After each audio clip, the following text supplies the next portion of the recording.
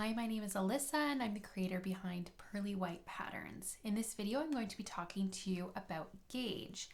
Now, the gauge in a pattern tells us how many stitches will occupy a specific amount of space. So normally a pattern will tell you for the gauge how many stitches will occupy 4 inches or 10 centimeters across a row, and how many rows will fill 4 inches or 10 centimeters in your work. So let's take a look at this yarn label here. This is the Heartland yarn by Lion Brand. It is 100% acrylic, super soft, and one of my go-to yarns for making baby blankets. This label is telling us that if we use 5.5 millimeter needles, so that's the diameter, approximately 16 stitches will fill a span of 4 inches or 10 centimeters wide. It's also telling us that approximately 22 rows will fill 4 inches long. Now the needles that I'm using for my pattern, they're a little bit smaller. They're 5 millimeters wide instead of 5.5.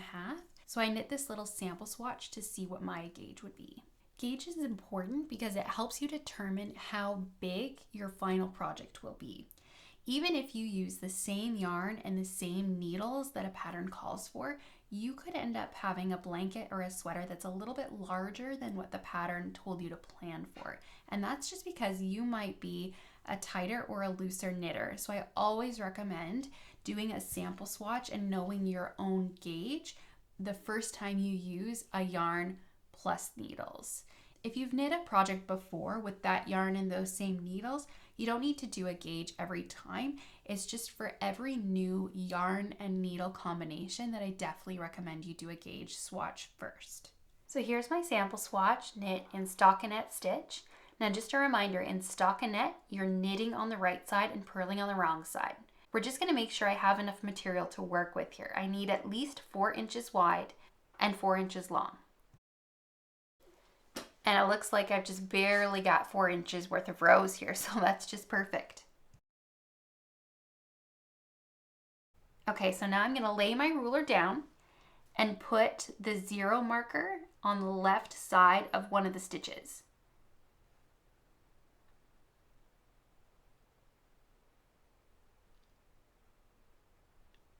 I'm gonna make sure it's nice and straight. And now I'm going to count the number of stitches from 0 to 4 inches.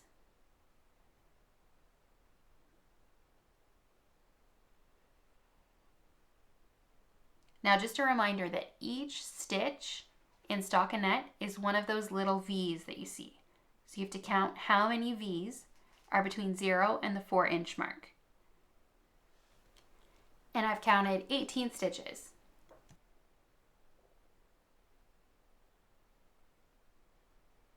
Okay, and now I'm going to do the same thing, but vertically.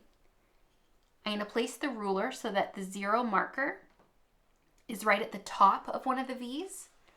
Make sure it's nice and straight, lined up with a full row of stitches. And then I'm going to count how many stitches there are from 0 to 4.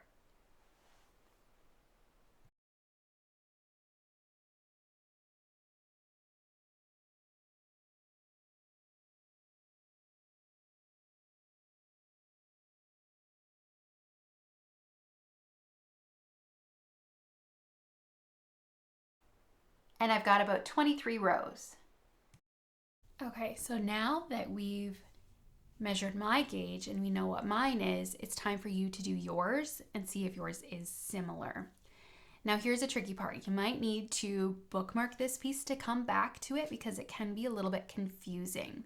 If you knit your swatch and your gauge is more stitches and more rows than mine, in a 4 by 4 inch square or 10 by 10 centimeter square, that means you're a tighter knitter and you might need to go up a needle size to match my gauge. So if you're using my pattern, your gauge has more stitches, you need a bigger needle to make those stitches bigger.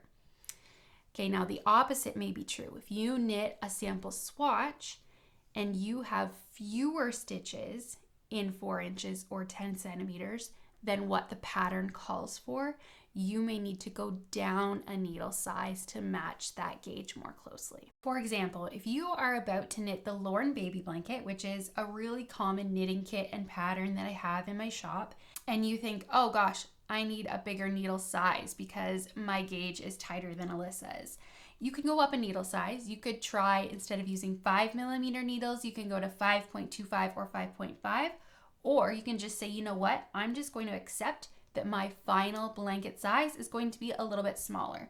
And with a blanket, it doesn't really matter too much. With a sweater, if you're trying to make a specific size to fit a specific child, you might not want it to fit a little bit smaller than what the pattern said. And in the next video, I'm going to show you how you can use your gauge to make a blanket that is a specific size that you want to make. So if you have a pattern in mind that you want to make, but the pattern doesn't quite come in the size that you want and you want to adapt it, you can use your gauge to do that. And I will show you how in another video.